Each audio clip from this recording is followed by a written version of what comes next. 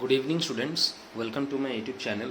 তো আজকে আমরা যে চ্যাপ্টারটা শুরু করছি সেই চ্যাপ্টারটার নাম হচ্ছে ইন্ট্রোডাকশন টু কেমিস্ট্রি। ঠিক আছে, এটা এই চ্যাপ্টারটার প্রথম ভিডিও হবে এটা। দেখো, ইন্ট্রোডাকশন টু কেমিস্ট্রি এই যে চ্যাপ্টারটা, এই চ্যাপ্টারটা আমরা বেসিক্যালি কী পড়বো না, কেমিস্ট্রি কাকে বলে, ডেফিনেশন কী কেমিস্ট্রির। ঠিক আছে, আমাদের কেমিস্ট্রি এই সাবজেক্টটা আমাদের কেন পড়তে হবে। ঠিক আছে, আচ্ছা, কেমিস্ট্রির কী কী ইম্পর্টেন্স আছে আমাদের ডেলি টু ডেলি লাইফে, সেটা কিছু তুমি ইম্পর্টেন্সও বলতে পারো, কিছু ডার্ক সাইডও বলতে পারো। ঠিক আছে, এছাড়া কেমিস্ট্রি কোথায় কোথায় ইউজ হয়, ডেভেলপমেন্ট আর ডিফারেন্ট ডিফারেন্ট প্রসপেক্ট আমরা পড়ব। ঠিক আছে, তো সবার আগে কেমিস্ট্রি পড়তে গেলে আমাদের জানতে হবে যে সায়েন্স কাকে বলে, what is science. Because chemistry কিন্তু সায়েন্সের একটা পার্ট। আমরা যেটাই পড়ি না কেন, ফিজিক্স বলো, কেমিস্ট্রি বলো, বায়োলজি বলো, সবই কিন্তু সায়েন্সের একটা পার্ট, তাই তো? তাহলে কেমিস্ট্রিও কিন্তু সেই অর্থে বা সেই জায়গায় সায়েন্সের একটা পার্ট। তো সায়েন্স কাকে বলে না, সায়েন্স মানে হচ্ছে একটা সিস্টেমেটিক বা অনগোয়িং এফর্ট। সায়েন্সের মিনিং মানে হচ্ছে, যদি আমি ডেফিনেশন বলি সায়েন্সের, তার মানে সায়েন্স হচ্ছে একটা effort, systematic effort, ongoing effort by human beings to study and understand the nature. ঠিক আছে, যাতে আমরা নেচারটা বুঝতে পারি, আমাদের এনভায়রনমেন্টটা বুঝতে পারি, সেটা বোঝার জন্য একটা systematic approach by human beings, সেটাকেই বলা হয় সায়েন্স। ঠিক আছে, তো আমি যদি ডেফিনেশনে যাই, তাহলে ডেফিনেশনটা কী হবে না, it is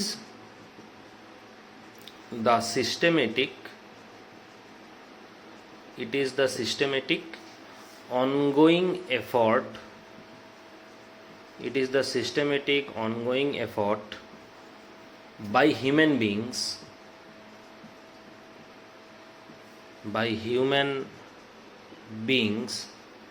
to study, understand and utilize nature for meaningful purposes.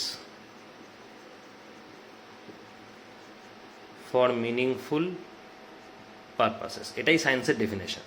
Science হচ্ছে একটা ongoing systematic effort by human beings to study the nature or to study the understand and utilize the nature for our meaningful purpose. এটাই সায়েন্সের definition. ঠিক আছে, সায়েন্সটা actually খুব slowly develop হয়েছে, মানে অনেক এনসেন্ট টাইমস থেকে আজকের আমরা যে দাঁড়িয়ে রয়েছি বা আমরা আজকে যে এখানে রয়েছি, এই যে এতগুলো বছর বা এতগুলো টাইম, এই এতগুলো টাইম ধরে কিন্তু সায়েন্সটা খুব স্লোলি অ্যান্ড র্যাপিডলি ডেভেলপ হয়ে গেছে। ঠিক আছে, যার জন্য আজকে আমরা যা যা ডিসকভার করতে পেরেছি বা যা যা ইউজ করছি, সবই কিন্তু ইট is the blessing of science, তাই তো? তো এটা একদিনে কিন্তু হয়নি, এর জন্য সময় লেগেছে, টাইম লেগেছে, তাই তো? ওই জন্যই দেখো লেখা আছে এখানে অনগোয়িং এফর্ট। অনগোয়িং মানে কি, এখনও কিন্তু এফর্ট চলছে, এমন নয় যে এখন এখানেই এসে এফর্ট স্টপ হয়ে গেছে বা রিসার্চ স্টপ হয়ে গেছে, তা কিন্তু নয়, এটা এখনও কিন্তু চলছে। ওই জন্যই বলা হয় ongoing effort by human beings. ঠিক আছে, তো এটা হলো সায়েন্সের ডেফিনেশন। আচ্ছা, তো আমরা যদি ক্লাসিফিকেশনে আসি, যে সায়েন্সকে তিনটে মেনলি ব্রড ওয়েতে ক্লাসিফাই করা যায়। ঠিক আছে, কীভাবে ক্লাসিফাই করা যায়? তিনটে ব্রড ওয়েতে সায়েন্সকে ক্লাসিফাই করা যায়। একটাকে বলা হয় ফিজিক্স, একটা হচ্ছে কেমিস্ট্রি, আর একটা হচ্ছে বায়োলজি। মানে সায়েন্সের বলতে পারো তিনটে ব্রাঞ্চ, একটা ফিজিক্স, একটা কেমিস্ট্রি, একটা বায়োলজি। ঠিক আছে, তা আমরা জেনারেলি ডিসকাস করবো এখানে কেমিস্ট্রি নিয়ে। যেহেতু ইন্ট্রোডাকশন টু কেমিস্ট্রি পড়ছি, আমরা কেমিস্ট্রি নিয়ে ডিসকাস করবো, যে কেমিস্ট্রি আমরা কেন পড়বো। ঠিক আছে, কেমিস্ট্রির কী কী ইম্পর্টেন্স রয়েছে, কেমিস্ট্রির কী কী অ্যাসপেক্ট রয়েছে আমাদের লাইফে, এইগুলো আমরা এখানে ডিসকাস করবো। তো দেখো, কেমিস্ট্রি পড়তে গেলে আগে জানতে হবে ডেফিনেশন কি, what is the definition of chemistry. Chemistry definitely একটা সায়েন্সের পার্ট বা সায়েন্সের one of the branch like physics and biology. But chemistry আমি যদি ডেফিনেশনটা বলি, তো ডেফিনেশনটা কি না, কেমিস্ট্রি হচ্ছে is a branch of science that mainly deals with the study of composition and the physical and chemical property of various form of matter. আমরা তো matter পড়েছি, তো ম্যাটার চ্যাপ্টারটা আমাদের পড়িয়েছিলাম যে ম্যাটারের তিনটে ফর্ম থাকে, সলিড, লিকুইড আর গ্যাস। তো এই যে কেমিস্ট্রি সায়েন্সের যে এই ব্রাঞ্চটা, মানে কেমিস্ট্রি ব্রাঞ্চটা, এই ব্রাঞ্চটা মেইনলি ডিল করবে কম্পোজিশন নিয়ে, মানে ফিজিক্যাল কেমিক্যাল প্রপার্টি, বিভিন্ন ম্যাটারের ফিজিক্যাল কেমিক্যাল প্রপার্টি কী, তার কম্পোজিশন কী, সেইগুলো নিয়ে ডিল করবে। সেটা কি আমরা কি বলবো, সেই ব্রাঞ্চটা কি আমরা বলবো কি সায়েন্সে, সেই ব্রাঞ্চটার নামই হবে কেমিস্ট্রি। ঠিক আছে, তাহলে আমি কী লিখবো এখানে, ইট is the branch of science, it is the branch of science that deals with the study of the composition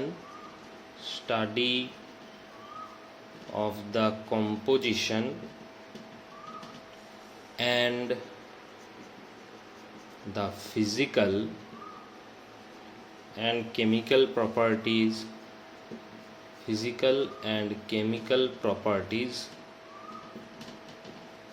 of various forms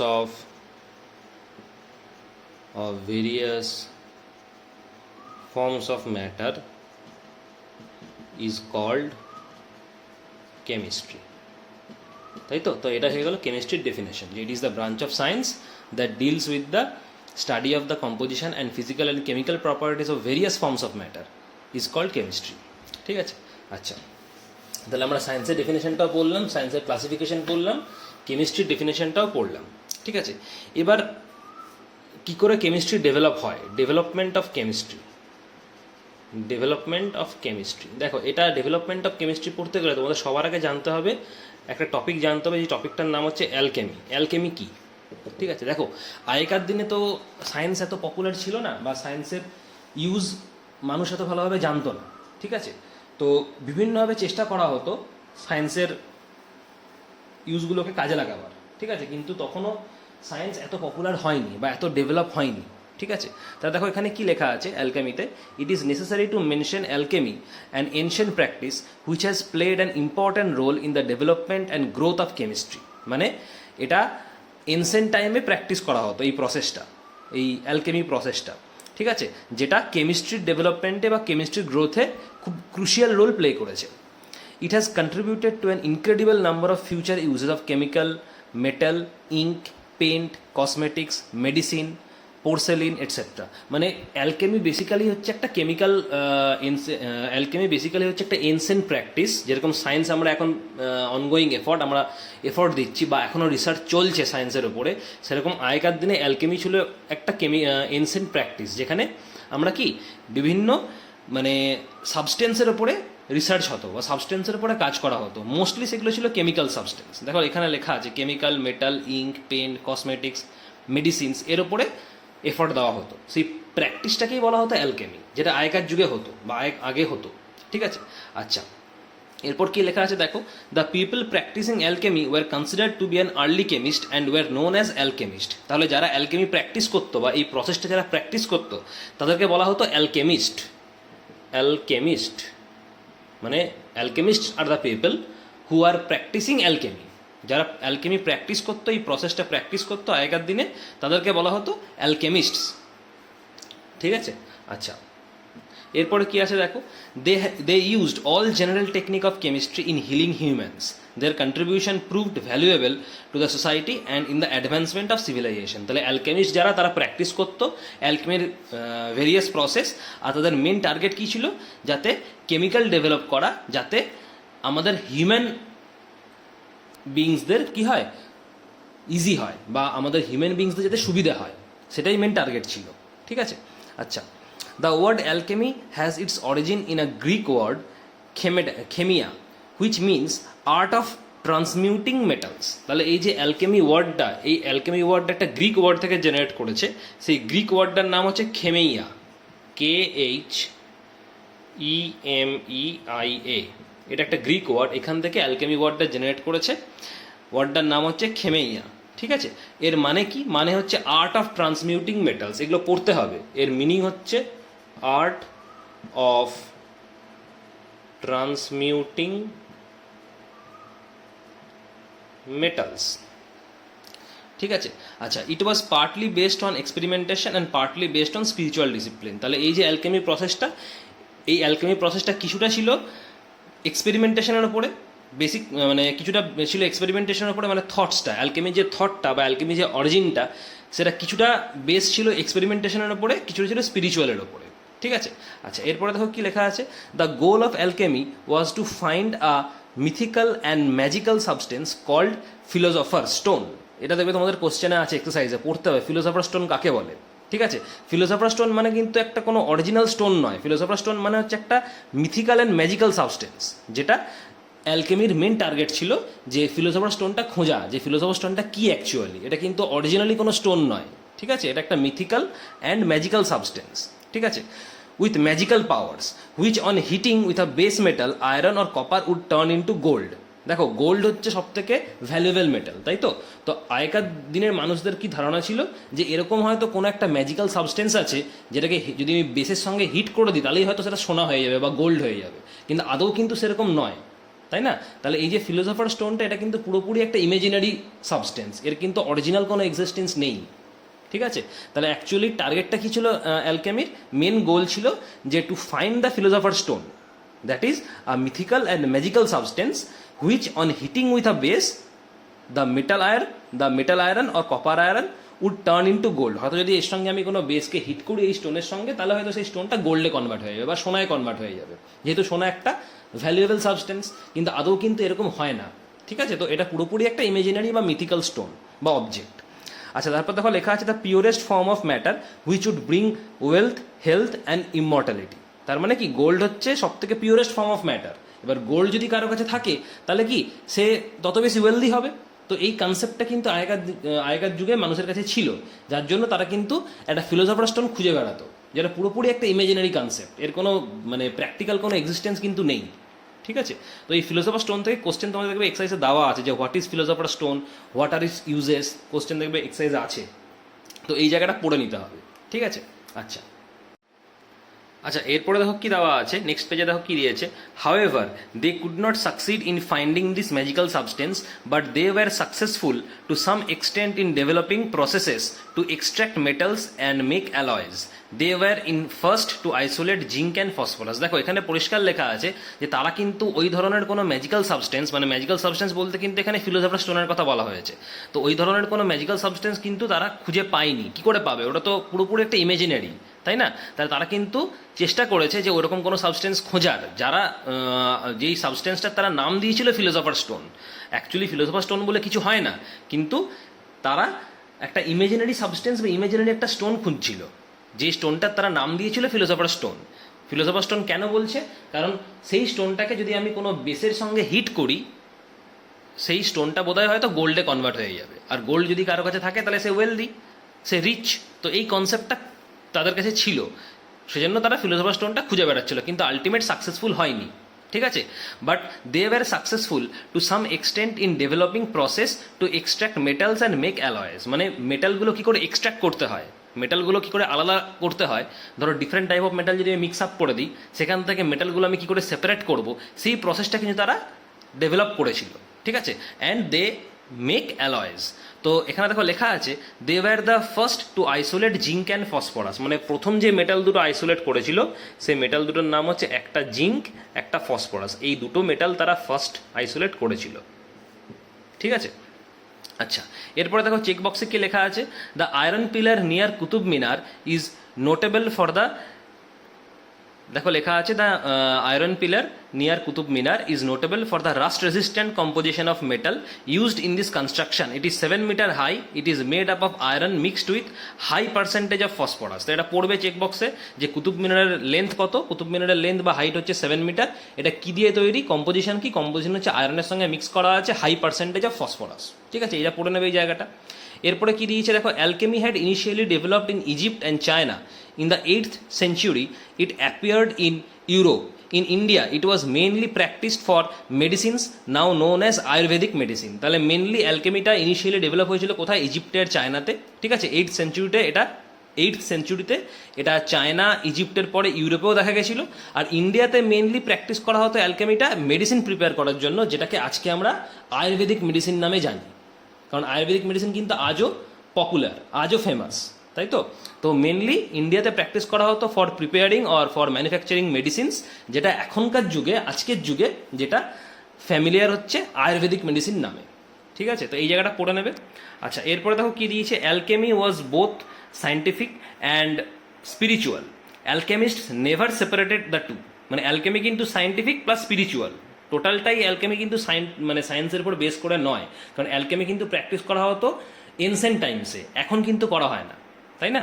তাহলে অ্যালকেমিটা পুরোপুরি কিন্তু সায়েন্সের উপরে বেস করে নয়, it is partly scientific partly spiritual. এটা আগেও আমরা একটু আগে বললাম। Alchemists never separated the two. It also lacked a common language for its concept and processes. That is, there was no standardized scientific practice. মানে অ্যালকেমিতে কিন্তু কোনো রকম সায়েন্টিফিক প্র্যাকটিস ছিল না। কি করে থাকবে? কারণ অ্যালকেমি তো পুরোপুরি সায়েন্সের উপর বেস করে নয়, এটা পার্টলি সায়েন্টিফিক পার্টলি স্পিরিচুয়াল। আচ্ছা, এরপরে দেখো কি লিখেছে, by the 18th century the field of chemistry was completely separated from ancient traditional alchemy. Still modern chemistry in general owes a great deal to alchemy. ঠিক আছে, তো এই অ্যালকেমির ব্যাপারটা ক্লিয়ার হলো। তো বেসিক্যালি কি না, অ্যালকেমি হচ্ছে একটা এনসেন্ট প্রসেস বা এনসেন্ট টাইমে এটা ইউজ করা হতো, যাতে মানে আমাদের আগেকার যুগের মানুষদের যে প্রবলেম হতো বা কোনো রকম কোনো প্রবলেম ফেস করতো, সেটা যাতে কোনোভাবে ডিল করা যায়। ঠিক আছে, যেমন ধরো আজকে আমাদের যদি কোনো জ্বর জ্বালা হয়, আমরা কি মেডিসিন খাবো, তো ডাক্তার দেখাবো, তো সেই জিনিসটা কিন্তু আগেকার যুগে ছিল না, তাই না? তো আগেকার যুগের মানুষরা কী করতো, কোনোভাবে সেটাকে কমাবার চেষ্টা করতো। তো সে যে প্রসেসে করতো, সেই প্রসেসটার নাম ছিল অ্যালকেমি। ঠিক আছে, আর যারা এই অ্যালকেমি নিয়ে কাজ করতো তারা বলা হতো অ্যালকেমিস্টস। অ্যালকেমি ওয়ার্ডটা কোথা থেকে অরিজিনেট করেছে? গ্রিক ওয়ার্ড খেমেইয়া থেকে। খেমেইয়ার মানে কি? Art of transmuting metals. তো এগুলো পড়তে হবে, ঠিক আছে? আচ্ছা, ফিলোসফার স্টোনটা পড়ে নেবে, কারণ ফিলোসফার স্টোনটা কিন্তু তোমার এক্সারসাইজে কোশ্চেন আছে। আচ্ছা, এরপর আমি চলে আসছি ইম্পর্টেন্স অফ কেমিস্ট্রি। কেমিস্ট্রি কী কী ইম্পর্টেন্স রয়েছে দেখো। Importance of chemistry. দেখো, কেমিস্ট্রির ইম্পর্টেন্স কিন্তু আমাদের লাইফে কিন্তু মানে ভ্যালুয়েবল। আমাদের কিন্তু লাইফে ডেলি টু ডেলি লাইফে আমাদের কিন্তু কেমিস্ট্রির ইম্পর্টেন্স রয়েছে। এটা তোমরা পরেই আমি যখন ডিসকাস করবো একটু পরে তখন বুঝতে পারবে। দেখো কি লেখা আছে, chemistry has played a vital role in progress of mankind. Directly or indirectly all human activities depend upon the knowledge of chemistry. আমাদের প্রত্যেকের কিন্তু লাইফ এই কেমিস্ট্রির ওপর রিলেটেড, হয় ডিরেক্টলি বা ইনডাইরেক্টলি। ঠিক আছে, chemistry finds many applications in our daily life. It also plays an important role in industries. Everything from our food, cosmetics, medicine, fuel, soap, এই যেগুলো দিয়েছে এখানে, এগুলো প্রত্যেকটাই কিন্তু কোনো না কোনোভাবে কেমিস্ট্রির প্রোডাক্ট। মানে তুমি যে সাবান ইউজ করছো বাড়িতে, বা ডিটারজেন্ট ইউজ করছো, ঠিক আছে, বা কসমেটিক ইউজ করছো, যে পেপার ইউজ করছো, সেগুলো প্রত্যেকটাই কিন্তু ম্যানুফ্যাকচার হচ্ছে with the help of chemistry. মানে সকালে ঘুম থেকে ওঠা থেকে শুরু করে রাত্রে শুতে যাওয়া পর্যন্ত আমরা কিন্তু কোনো না কোনোভাবে প্রত্যেকেই এই কেমিস্ট্রির কোনো না কোনো প্রোডাক্ট ইউজ করছি। ঠিক আছে, আচ্ছা, এরপর দেখো কি লেখা আছে, thousands of useful substances are produced through chemical process. মানে প্রচুর এরকম সাবস্টেন্স রয়েছে যেগুলো কিন্তু কেমিক্যাল প্রসেসে তৈরি করা হয়। তার মানে কি, যেহেতু কেমিক্যাল প্রসেসে তৈরি হচ্ছে, তার মানে সেখানে কিন্তু কেমিস্ট্রির একটা ইম্পর্ট্যান্ট রোল রয়েছে, তাই না? যেরকম ধরো সোপ হতে পারে, দেখো লেখা আছে সোপ আছে, ডিটারজেন্ট আছে, টুথপেস্ট আছে, তারপরে শু পলিশ আছে, ডাইজ আছে, প্লাস্টিক আছে, পেন্ট আছে, মেডিসিন আছে। এগুলো প্রত্যেকটাই কিন্তু তোমাদের কেমিক্যাল প্রোডাক্ট। বাই কোনো না কোনোভাবে কিন্তু কেমিস্ট্রি এই কনসেপ্টটা কিন্তু এখানে জড়িয়ে রয়েছে। ঠিক আছে, আচ্ছা, দেখো এখানে প্রত্যেকটা পয়েন্ট ওয়াইজ তোমাদের দেওয়া রয়েছে। ফার্স্ট পয়েন্ট যেটা দিয়েছে, ফুড অ্যান্ড এগ্রিকালচার। ফুড আমি রিড করছি, রিড করে এক্সপ্লেন করে দিচ্ছি। Food and agriculture, first point যেটা দিয়েছে ইম্পর্টেন্স অফ কেমিস্ট্রির আন্ডারে, that is food and agriculture. দেখো কি লেখা আছে, food supply to any society entirely depends on agriculture. দেখো, ফুড যে সাপ্লাই মানে খাবার কতটা তৈরি হবে বা ফুড কতটা সাপ্লাই হবে ডিপেন্ড করে টোটালি এগ্রিকালচারের ওপরে। যে ইয়ার যেরকম এগ্রিকালচার যদি কোনো ইয়ার যদি ভালো হয়, চাষবাস যদি কোনো বছর ভালো হয়, তাহলে ফুড প্রোডাকশনটাও ভালো হবে। যদি কোনো বছর এগ্রিকালচারটা লেস থাকে, কম থাকে, চাষবাস যদি কম হয়, কাল্টিভেশন যদি কম হয়, তাহলে ন্যাচারালি ফুড প্রোডাকশনটাও কম হবে। তো ফুড প্রোডাকশন বা ফুড সাপ্লাই টোটালি ডিপেন্ড করে কি, এগ্রিকালচারের উপরে। ঠিক আছে, along with the quality of food it is also important to increase the production with increasing population. দেখো, আমাদের ইন্ডিয়ার পপুলেশন কিন্তু ডে বাই ডে ইনক্রিজ করছে, তাই তো? তো এই যে ইনক্রিজিং পপুলেশনের ডিমান্ডটা ফুলফিল করার জন্য কিন্তু ফুড প্রোডাকশনটাকেও বাড়াতে হবে, তাই না? কারণ আজকে ইন্ডিয়ার পপুলেশন যা, আজ থেকে 1 ইয়ার পরে কি 2 ইয়ার পরে তার পপুলেশন তার থেকে বেশি হবে। অ্যান্ড ডে বাই ডে এটা কিন্তু ইনক্রিজ হচ্ছে। তো এই ইনক্রিজিং পপুলেশনের যদি ফুড ডিমান্ডটা মেটানো যায়, তাহলে কিন্তু তার একটাই প্রসেস রয়েছে, increasing production. By any how তোমাকে প্রোডাকশনটা বাড়াতে হবে, তাই না? আচ্ছা, কি লেখা আছে এরপর দেখো, this has been made possible by the development and application of advance technique and methods of agriculture. তাহলে এর একটাই উপায় রয়েছে কিভাবে তুমি প্রোডাকশনটা বাড়াবে, না এগ্রিকালচার যে প্রসেসটা, সেই প্রসেসটাকে আপডেট করতে হবে। আগে যে প্রসেসে এগ্রিকালচার করা হতো, এখন সেই প্রসেসটাকে কিন্তু আপডেট করতে হবে। মডার্ন টেকনিক বা অ্যাডভান্স মেথড ইউজ করে আমাদের এগ্রিকালচারের প্রসেসটাকে আপডেট করতে হবে। তার ফলে কি ফুড প্রোডাকশনটাও বাড়বে, আর ফুড প্রোডাকশনটা যদি বাড়ে তাহলে আমরা কিন্তু এই ডিমান্ডটাও ফুলফিল করতে পারবো। আমাদের যে population day by day increase করছে, সেই পপুলেশনের ডিমান্ডটাও কিন্তু আমরা ফুলফিল করতে পারবো। ঠিক আছে, আচ্ছা দেখো এরপরে লিখেছে chemistry has helped farmers by providing them with agrochemicals, with fertiliser, pesticide, insecticide and fungicide. They are described below. তাহলে দেখো এখানে প্রত্যেকটা আলাদা আলাদা করে দিয়েছে। প্রথমে দিয়েছে ফার্টিলাইজার্স, এটা তোমরা সবাই জানো।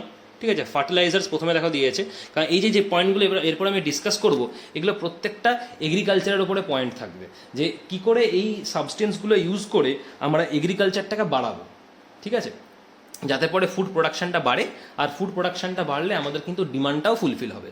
তাহলে প্রথমে ফার্টিলাইজারে দেখো কি বলেছে, fertilizers are the chemicals which provide essential nutrient to crops and increase their yield. মানে ধরো কোনো ক্রপ যদি আমরা লাগাই, ঠিক আছে, ধরো ক্রপ প্রোডাকশন যদি হয়, তাহলে ফার্টিলাইজার সেখানে কিন্তু ইউজ করতে হয়, কারণ ফার্টিলাইজার হচ্ছে একটা ইম্পর্টেন্ট কেমিক্যাল। এরা হেল্প করে কি ক্রপ প্রোডাকশনে, যাতে ক্রপটা তাড়াতাড়ি গ্রো করে। ঠিক আছে, যাতে ক্রপটা যাতে তাড়াতাড়ি গ্রো করে, বুঝতে পারলে? তার মানে কি, ফার্টিলাইজার হচ্ছে কেমিক্যালস, এই কেমিক্যালসের মধ্যে কি থাকে, নিউট্রিয়েন্টস থাকে, প্লান্টদের জন্য নিউট্রিয়েন্টস থাকে, বা ক্রপসদের জন্য নিউট্রিয়েন্টস থাকে, যাতে ক্রপগুলো খুব তাড়াতাড়ি গ্রো করতে পারে। ঠিক আছে, they are obtained through various chemical process.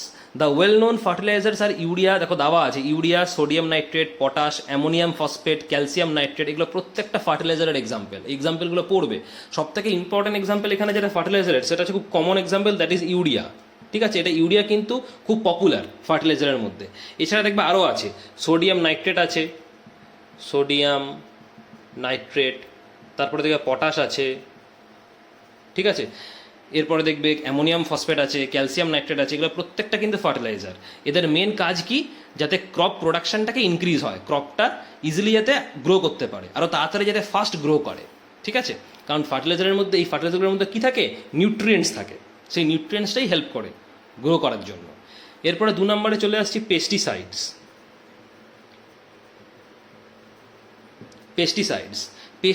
কি না, পেস্টিসাইডস হচ্ছে মেনলি ইউজ করা হয় টু কিল পেস্ট।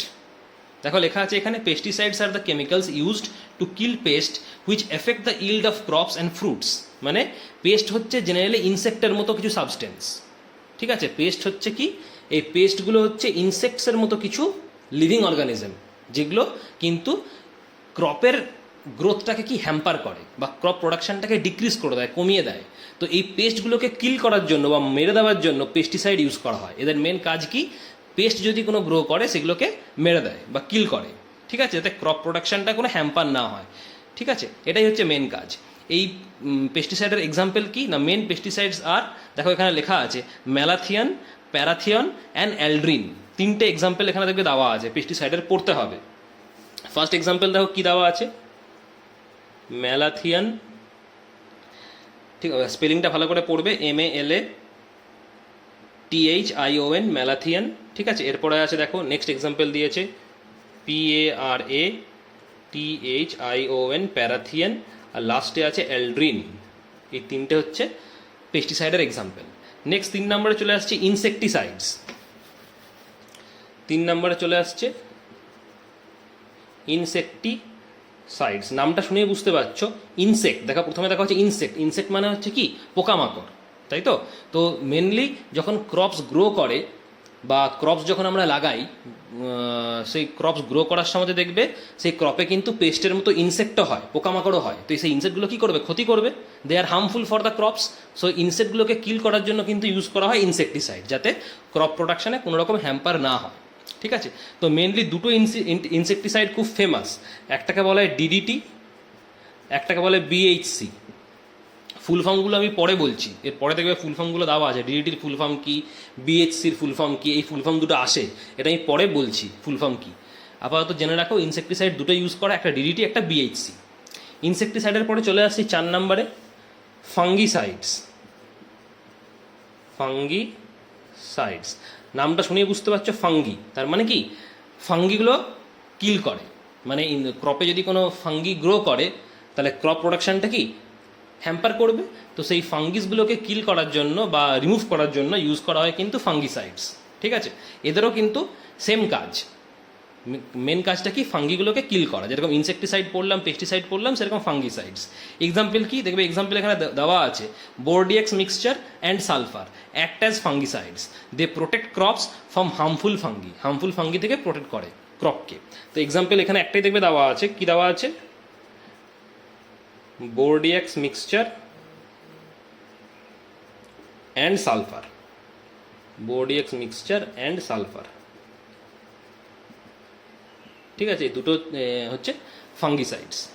আচ্ছা, এরপরে 5 নম্বরে চলে আসছি প্রিজারভেটিভস। প্রিজারভেটিভস, ঠিক আছে, প্রিজারভেটিভস মানে কি? প্রিজারভেটিভস মানে হচ্ছে এদের মেন কাজ হচ্ছে প্রিজার্ভ করে রাখা, মানে যে খাবার তৈরি হবে বা তুমি যে ক্রপস গ্রো করছো সেই ক্রপসগুলোকে প্রিজার্ভ করে রাখবে যাতে নষ্ট না হয়। ঠিক আছে, অনেক সময় কি হয় যে এত বেশি ক্রপ প্রোডাকশন হয় যে সব ক্রপস কিন্তু অ্যাট আ টাইম ইউটিলাইজ করা যায় না, তাই না? রেখে দিতে হয় কিছুদিন। তো সেরকম রেখে দিলে তো নষ্ট হয়ে যেতে পারে, পচে যেতে পারে, তাই না? তাহলে সেক্ষেত্রে ক্রপ প্রোডাকশনের লাভটা কী রইল যদি নষ্টই হয়ে যায় আলটিমেট? তাহলে সেক্ষেত্রে কিন্তু প্রিজারভেটিভ ইউজ করা হয় যাতে ক্রপসগুলো কোনোভাবে কোনো ক্ষতি না হয়, নষ্ট না হয়ে যায়। সো এই প্রিজারভেটিভের মেন টার্গেট কি? টু প্রিজার্ভ দ্য ক্রপস, ক্রপগুলোকে প্রিজার্ভ করা। এবার প্রিজারভেটিভ কীভাবে ইউজ করা হয় দেখো, এখানে দেখবে এক্সাম্পল দিয়েছে তোমাদের বইতে, প্রিজারভেটিভের এক্সাম্পল দিয়েছে। দেখো দিয়েছে এখানে sodium benzoate, sodium metabisulphite, salicylic acid, এই তিনটে হচ্ছে প্রিজারভেটিভের এক্সাম্পল। তাহলে আমি লিখছি, দেখো এখানে প্রথমে দিয়েছে সোডিয়াম বেনজোয়েট। এই নামগুলোই মেন ইম্পর্টেন্ট, এখান থেকেই কোশ্চেন আসে যে এক্সাম্পল জানতে চাইবে প্রিজারভেটিভের এক্সাম্পল। তো প্রথমে আমরা কি বলবো, সোডিয়াম বেনজোয়েট, তারপরে আসবে সোডিয়াম মেটাবাইসালফেট, সোডিয়াম মেটাবাইসালফেট, তারপরে আসবে স্যালিসাইক্লিক অ্যাসিড, স্যালিসাইক্লিক অ্যাসিড। তিনটেই দেখবে প্রিজারভেটিভ হিসেবে এখানে দেওয়া রয়েছে। ঠিক আছে, এই প্রিজারভেটিভগুলো ইউজ করে কিন্তু ক্রপসগুলোকে প্রিজার্ভ করা হয় যাতে ক্রপসগুলো নষ্ট না হয় বা পচে না যায়। ঠিক আছে, তাহলে বুঝতে পারলে। তাহলে এই সবগুলো যে আমি ডিসকাস করলাম, এই ডিসকাশনগুলো চলে আসবে তোমার কি সব 1 নম্বর পয়েন্টের আন্ডারে। দেখো food and agriculture, importance of কেমিস্ট্রির ফার্স্ট পয়েন্টটাই আমরা ডিসকাস করেছিলাম কি ফুড অ্যান্ড এগ্রিকালচার। এই ফুড অ্যান্ড এগ্রিকালচার আন্ডারে এতগুলো পয়েন্ট থাকবে তোমার। ঠিক আছে, আচ্ছা সেকেন্ড পয়েন্ট চলে আসি আমি, ইম্পর্টেন্স অফ কেমিস্ট্রির সেকেন্ড পয়েন্ট হবে তোমার food processing and processed food. Food কী করে প্রসেস করা হয় and what are the processed food. Food processing and processed food. Food processing and processed food. দেখো ফুড প্রসেসিং কি? ফুড প্রসেসিং মানে হচ্ছে আমরা যে র ফুড মেটেরিয়াল যেগুলো রয়েছে, মানে খাবার প্রিপেয়ার করার জন্য যেগুলো আমাদের দরকার লাগে, প্রয়োজন হয়, সেগুলোকে বলে র ফুড মেটেরিয়াল। তো সেই র ফুড মেটেরিয়াল থেকে আমরা ফিজিক্যাল বা কেমিক্যাল কোনোভাবে হোক ফুড প্রোডাক্টে কনভার্ট করব বা ফুড প্রোডাক্টে ট্রান্সফার করব, সেই ট্রান্সফরমেশনটাকেই বলে ফুড প্রসেসিং। দেখো বইতে লেখা আছে food processing is the transformation of raw food materials by physical or chemical means into marketable food chemical product that can be easily prepared and served to the consumers. ঠিক আছে, মানে food processing মানে হচ্ছে এটা একটা transformation র food material থেকে physically বা কেমিক্যালি কোনোভাবে হোক যে কোনো একটা প্রসেসে আমরা এমন ফুড প্রোডাক্ট বানাবো যে ফুড প্রোডাক্টগুলো ইজিলি সার্ভ করা যাবে বা ইজিলি কুক করা যাবে, ইজিলি খাওয়া যাবে। ঠিক আছে, সেগুলোকেই বলা হয় ফুড প্রসেসিং। যেমন ধরো এখানে এক্সাম্পল দেওয়া রয়েছে, যেমন যে চিজ আছে, তারপরে ভেজিটেবল আছে, ব্রেড আছে, জেলি আছে, বাটার আছে, এগুলো প্রত্যেকটা কিন্তু ফুড প্রসেসিংয়ের মধ্যে পড়ে যাবে। ঠিক আছে, কারণ এগুলো কিন্তু অলরেডি প্রসেস করা ফুড, মানে র মেটেরিয়ালস থেকে অলরেডি ট্রান্সফর্ম করা হয়েছে, ফিজিক্যালি বা কেমিক্যালি ট্রান্সফর্ম করা হয়েছে। ঠিক আছে, এবং এমনভাবে ট্রান্সফর্ম করা হয়েছে যাতে ইজিলি তুমি কিন্তু খেতে পারো বা ইজিলি কোনোভাবে কনজিউম করতে পারো। ঠিক আছে, সেগুলোকে বলা হয় কি ফুড প্রসেসিং। এই প্রসেসটাকে বলা হয় ফুড প্রসেসিং। আর যে ফুডগুলো আমি এক্সাম্পল বললাম একটু আগে, যে বাটার বললাম, ভেজিটেবলস বললাম, টিন্ড ভেজিটেবলস বললাম, ব্রেড বললাম, জ্যাম বললাম, এগুলো প্রত্যেকটা হচ্ছে প্রসেসড ফুড, যেহেতু ফুড প্রসেসিংয়ের মাধ্যমে তৈরি হয়েছে, সেগুলো প্রত্যেকটা হচ্ছে প্রসেসড ফুড। ঠিক আছে, তো এইটা হচ্ছে ইম্পর্টেন্স অফ কেমিস্ট্রি। কারণ এই যে ফুড প্রসেসিংটা করা হয়, এই যে ফিজিক্যাল কেমিক্যাল মিনস যে বললাম, এই ফিজিক্যাল কেমিক্যাল মিনসটাই হচ্ছে কি কেমিস্ট্রির ইম্পর্টেন্স। উইদাউট ফিজিক্যাল কেমিক্যাল মিনস কিন্তু আমরা কখনোই কিন্তু র মেটেরিয়ালসগুলোকে ফুড প্রসেসিংয়ে ট্রান্সফর্ম করতে পারবো না। আমাদের কিন্তু ফিজিক্যাল বা কেমিক্যাল মিনস হেল্প নিতেই হবে। তো সেখানে কিন্তু কেমিস্ট্রির ইম্পর্টেন্স রয়েছে। আচ্ছা, 3 নম্বর দেখো পয়েন্ট কি দিয়েছে, minerals and petroleum. Minerals and petroleum কি বলেছে দেখো, knowledge gain through chemistry has helped us in developing methods for the extraction of different metals from their ores and minerals. এরপরে দেখবে হায়ার ক্লাসে যখন তোমরা যাবে তখন পড়বে যে ডিফারেন্ট মেটাল যদি মিক্স আপ করে দেওয়া হয় তাহলে সেই মেটাল থেকে আমরা কি করে যে মেটালগুলো মিক্স আপ করা হয়েছে সেগুলো কি করে এক্সট্র্যাক্ট করবো, সেটাকে বলা হয় এক্সট্রাকশন অফ মেটাল। সেগুলো তোমাদের লোয়ার ক্লাসে নেই, তোমাদের এরপরে যখন হায়ার ক্লাসে যাবে তখন দেখবে একটা টপিকই থাকবে এক্সট্রাকশন অফ মেটালস, মানে মেটাল থেকে আমরা কি করে যে মেটালগুলো ইউজ করে আমরা মেটালসগুলো বানিয়েছি সেই মেটাল থেকে আমরা কি করে সেই মেটালসগুলো সেপারেট করব, মানে এক্সট্র্যাক্ট করব কি করে। তো সেই এক্সট্রাকশন অফ মেটালস, ঠিক আছে, বা এক্সট্রাকশন অফ মিনারেলস, তারও কিন্তু ডিফারেন্ট প্রসেস রয়েছে। সেই প্রসেসটা কিন্তু সেই কেমিক্যাল মিনস কেমিক্যালি করা হয়, ঠিক আছে। আচ্ছা, তো এটা গেল মিনারেলসের কনসেপ্ট। পেট্রোলিয়াম কি, দেখো পেট্রোলিয়াম বলতে তোমার 3টে জিনিস আমরা মেনলি বুঝি। একটাকে বুঝি পেট্রোল, একটা হচ্ছে ডিজেল, একটা হচ্ছে কেরোসিন, ঠিক আছে। আচ্ছা, আমরা যে পেট্রোল ডিজেল কেরোসিন, এই পেট্রোল ডিজেল কেরোসিন কিন্তু আলাদা আলাদা করে পাওয়া যায় না, ঠিক আছে, একসাথেই পাওয়া যায়, তাকে বলা হয় পেট্রোলিয়াম। মাটির নিচে কিন্তু এই পেট্রোলিয়াম অয়েলটাই থাকে, আলাদা করে কিন্তু পেট্রোল ডিজেল কেরোসিন হয় না। মাটির নিচ থেকে যে তোলা হয় তেল, সেই তেলটা হচ্ছে অ্যাকচুয়ালি মেনলি পেট্রোলিয়াম। এই পেট্রোলিয়ামটাকে রিফাইন করা হয়, রিফাইন করে আমরা পেট্রোল ডিজেল কেরোসিন পাই। তার মানে এই 3টে মিলে তৈরি হয় তোমার কি পেট্রোলিয়াম, পেট্রোল ডিজেল আর কেরোসিন, ঠিক আছে। আরও আছে এরপরে, যেমন ধরো ওয়্যাক্স আছে, ঠিক আছে, প্যারাফিন আছে, কিন্তু মেনলি আমরা বুঝি এই 3টেই। তার মানে এই 3টেই মিক্স আপ থাকে পেট্রোলিয়ামের মধ্যে। পেট্রোলিয়ামটাকে কেমিক্যালি সেপারেট করা হয়, সেপারেট করে পেট্রোল ডিজেল আর কেরোসিন পাওয়া যায়, তারপরে ওটা মার্কেটে আসে, ঠিক আছে। তো এই যে সেপারেট করা হচ্ছে, এই সেপারেট করা হয় কিন্তু with the help of chemistry, বুঝতে পারলে। তাহলে এখানেই কিন্তু আমাদের ইম্পর্টেন্স অফ কেমিস্ট্রি রয়েছে। 3 নম্বর পয়েন্টে চলে আসি, 3 নম্বর বলছি, 4 নম্বর পয়েন্টে চলে আসি, ইন্ডাস্ট্রি। দেখো ইন্ডাস্ট্রি কি বলেছে, chemistry has helped in the growth of different industries, it has enabled us to improve the efficiency of industrial process. Industries are set up to produce large number of consumer product like দেখো dyes, drug, paint, plastic. এই যে different যে substance যেগুলো আমি বলছি, এগুলো প্রত্যেকটাই chemical substance. Dies বলো, ড্রাগ বলো, পেন্ট বলো, প্লাস্টিক বলো, সিনথেটিক ফাইবার বলো, তারপরে ফার্মাসিউটিক্যাল বলো, স্টিল অ্যালয় বলো, যেগুলো প্রত্যেকটা দেওয়া রয়েছে, ডিটারজেন্ট বলো, প্রত্যেকটা কিন্তু ইন্ডাস্ট্রিতে তৈরি হয়, তাই না। তো এই প্রত্যেকটা সাবস্টেন্স কিন্তু কেমিক্যাল সাবস্টেন্স। কোথাও হয়তো বেস লাগে, কোথাও হয়তো অ্যাসিড লাগে, কোথাও সল্ট লাগে, তো প্রত্যেকটাই কিন্তু কেমিক্যাল সাবস্টেন্স। এই কেমিক্যাল সাবস্টেন্সগুলো প্রিপেয়ার করার জন্য আমাদের ইন্ডাস্ট্রির দরকার। তো সেই ইন্ডাস্ট্রিতে কিন্তু কেমিস্ট্রির একটা ইম্পর্টেন্স রয়েছে, বিকজ যে সাবস্টেন্সগুলো প্রিপেয়ার করা হয় বা যে সাবস্টেন্সগুলো ম্যানুফ্যাকচার করা হয় সেগুলো প্রত্যেকটাই কেমিক্যাল সাবস্টেন্স, ঠিক আছে। তো কেমিক্যাল সাবস্টেন্স আমরা যে প্রিপেয়ার করছি, তার মানে সেখানে কিন্তু with the help of chemistry আমরা ম্যানুফ্যাকচার করব, তাই না। তো সেখানে ইন্ডাস্ট্রিতে কিন্তু এর একটা এফেক্ট রয়েছে বা কেমিস্ট্রির একটা ইম্পর্টেন্স রয়েছে। নেক্সট চলে আসছি very important, that is medicines. মেডিসিনসও কিন্তু with the help of chemistry manufacture করা হয়। দেখো এখানে লেখা আছে, extensive research by chemist have led to the discovery of a number of medicinal drugs. These drugs help in fighting diseases and have thus increased the lifespan of human beings. তার মানে কি, with the help of medicines our lifespan has increased. আমরা কিন্তু medicine ছাড়া বাঁচতে পারবো না। কোনো রকম কারো যদি প্রবলেম হয়, শরীর খারাপ হয় বা যাই হোক না কেন, মেডিসিনের কিন্তু একটা ইম্পর্টেন্স রয়েছে। উইদাউট মেডিসিনস আমরা কিন্তু সার্ভাইভ করতে পারবো না, তাই তো। তো এই মেডিসিনও কিন্তু কেমিক্যাল প্রোডাক্ট, মানে with the help of chemistry আমরা তৈরি করেছি। দেখো এখানে বেশ কিছু মেডিসিনের নাম দেখো দেওয়া আছে, যেমন ধরো অ্যাসপিরিন আছে, প্যারাসিটামল আছে, অ্যান্টিবায়োটিক্স আছে like penicillin, tetracycline, antiseptic, various other medicine, যেগুলো ইউজ করা হয় প্রত্যেকটাই কিন্তু ডিজিজগুলোর সঙ্গে কী করে, ফাইট করে, বা জার্মগুলোর সঙ্গে ফাইট করে, দিয়ে জার্মগুলোকে মেরে দেয়। আমাদের শরীরটা তখন কী হয়ে যাবে, ঠিক হয়ে যাবে। তো এই মেডিসিন কিন্তু একটা chemical product, with the help of chemistry কিন্তু আমরা করি। তো এটাও কিন্তু চলে আসবে ইম্পর্টেন্স অফ কেমিস্ট্রির আন্ডারে। নেক্সট চলে আসছি কসমেটিক্স। দেখো কসমেটিক্স যেগুলো ইউজ করা হয়, সেই কসমেটিক্সগুলো কিন্তু কেমিক্যাল প্রোডাক্ট, তাই তো।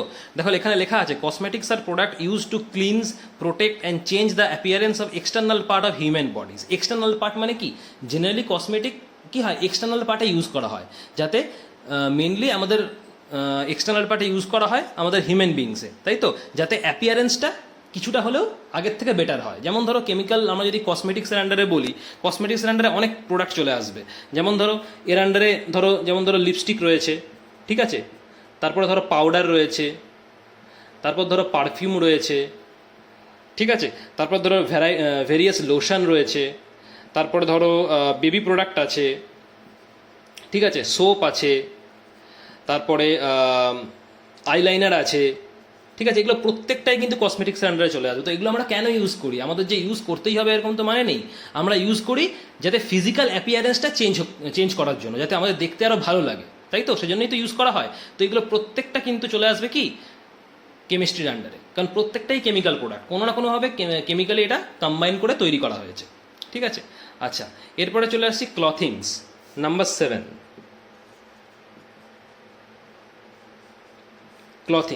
ক্লথিংস দেখো কি বলেছে, chemistry is widely used in textile industry which manufacturers clothing for us. তার মানে ক্লথিংসটা মেনলি চলে আসবে কিসের ওপরে? টেক্সটাইল ইন্ডাস্ট্রি, যেখানে জামা কাপড় তৈরি করা হয় বা ভ্যারাইটিস ড্রেস তৈরি করা হয়, তাই তো, textile industry. Chemistry is widely used in the textile industry which manufactures clothing for us. Cloths guard our body from external environment. Cloth manufacturing begins with the knowledge of conversion of fiber into fabrics. Fiber থেকে ফেব্রিক্সে convert করা, তারপর ওখান থেকে আমরা কি cloth manufacture করি। Fibres can be natural or synthetic, দু রকমের ফাইবার হয়, একটা ন্যাচারাল ফাইবার, একটা synthetic fibre. Earlier only natural fibre বলতে এক্সাম্পল দেখো কি দিয়েছে, কটন, জুট, সিল্ক, উল, এগুলো প্রত্যেকটা natural fibre. They were known to man which were used to produce dress materials, saris, bags, sweaters, shawls, এগুলো প্রত্যেকটা কিন্তু ন্যাচারাল ফাইবার, যেগুলো আমরা বললাম এইমাত্র। দেখো ড্রেস বললাম, শাড়ি বললাম, ব্যাগ বললাম, সোয়েটার বললাম, শলস বললাম, এগুলো প্রত্যেকটা কিন্তু ন্যাচারাল ফাইবার দিয়ে তৈরি করা হয়, ঠিক আছে। উইথ মোর ডেভেলপমেন্ট, আচ্ছা ন্যাচারাল ফাইবার বললাম, এরপরে সিনথেটিক ফাইবার কিছু আছে।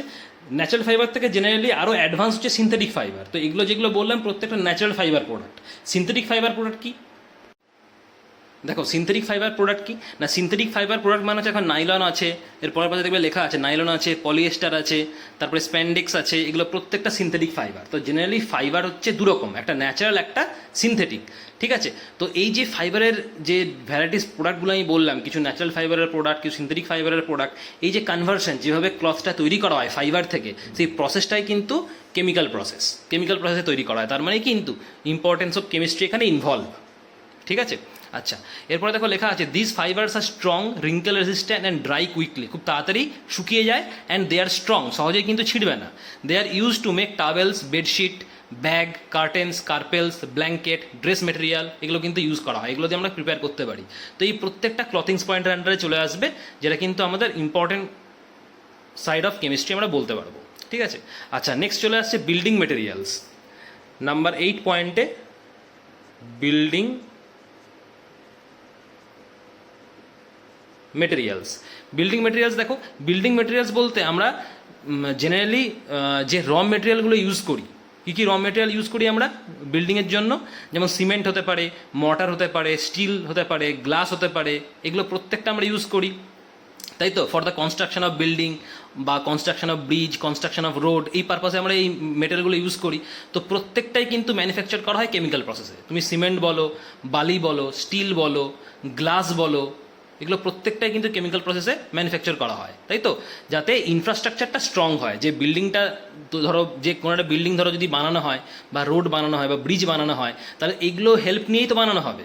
তো এগুলো কী করবে, সেই কনস্ট্রাকশনটাকে আরও স্ট্রং করবে, যাতে সহজে ভেঙে না যায়। তো এই যে আমি নামগুলো বললাম, সিমেন্ট, বালি বা তোমার স্টিল, গ্লাস, এগুলো প্রত্যেকটাই কিন্তু কেমিক্যাল প্রসেসে তৈরি করা হয়। তাহলে এখানেও কিন্তু ইনভলভ রয়েছে ইম্পর্টেন্স অফ কেমিস্ট্রি, ঠিক আছে। তো এরকম দেখবে তোমাদের বইতে আরও পয়েন্ট রয়েছে, ঠিক আছে। আমি এই 8 নম্বর পয়েন্ট অবধি আজকে ডিসকাস করলাম, ঠিক আছে। নেক্সট দিন এর পরের থেকে ডিসকাস করবো, আরও বেশ কিছু পয়েন্ট তোমাদের রয়েছে ইম্পর্টেন্স অফ কেমিস্ট্রির আন্ডারে, সেগুলো ডিসকাস করবো। আর আরেকটা টপিক তোমাদের বাকি থাকবে, সেটা হচ্ছে ডার্ক সাইড অফ কেমিস্ট্রি, এটাও পরের দিন আমি ডিসকাস করবো। রিমেনিং যে পয়েন্ট ইম্পর্টেন্স অফ কেমিস্ট্রির আন্ডারে, সেগুলো ডিসকাস করবো, আর ডার্ক সাইড অফ কেমিস্ট্রি এটা ডিসকাস করবো। দেখো কেমিস্ট্রি যেরকম আমাদের জন্য ব্লেসিংস, ঠিক আছে, সেরকম কেমিস্ট্রি কিন্তু হার্মফুলও। এবার এটা ডিপেন্ড করে যে আমরা হিউম্যানরা কীভাবে কেমিস্ট্রি ইউজ করব। আমরা অ্যাজ আ ব্লেসিং ইউজ করব, না আমরা অ্যাজ আ হার্মফুল ওয়েতে ইউজ করব, সেটা ডিপেন্ড করে আমাদের ওপরে, আমরা কীভাবে এটাকে ইউজ করব। তো সেজন্য ইম্পর্টেন্স অফ কেমিস্ট্রি আমি বোঝালাম, আরও কিছু পয়েন্ট আছে ডিসকাস করব, আর তারপরে কেমিস্ট্রি ডার্ক সাইড কী, মানে জেনারেলি কেমিস্ট্রির যদি বলো যে কী করে ম্যানকাইন্ডের এগেনস্টে ইউজ করা হয়, হার্মফুল কীভাবে ইউজ করা হয় কেমিস্ট্রির অ্যাসপেক্টগুলো, ডিফারেন্ট অ্যাসপেক্টগুলো, সেগুলো কিন্তু তখন আমরা ডিসকাস করবো। তো এটাই তোমাদের লাস্ট টপিক পড়ে রয়েছে, এটা পড়লেই কিন্তু এই চ্যাপ্টারটা শেষ হয়ে যাবে। ঠিক আছে, তো আজকে এই অবধি রইলো, এর পরের দিন আমরা বাকি পার্টটা ডিসকাস করে এই চ্যাপ্টারটা শেষ করে দেবো, তারপরে কোশ্চেন অ্যান্সার ডিসকাস করা হবে। Thank you.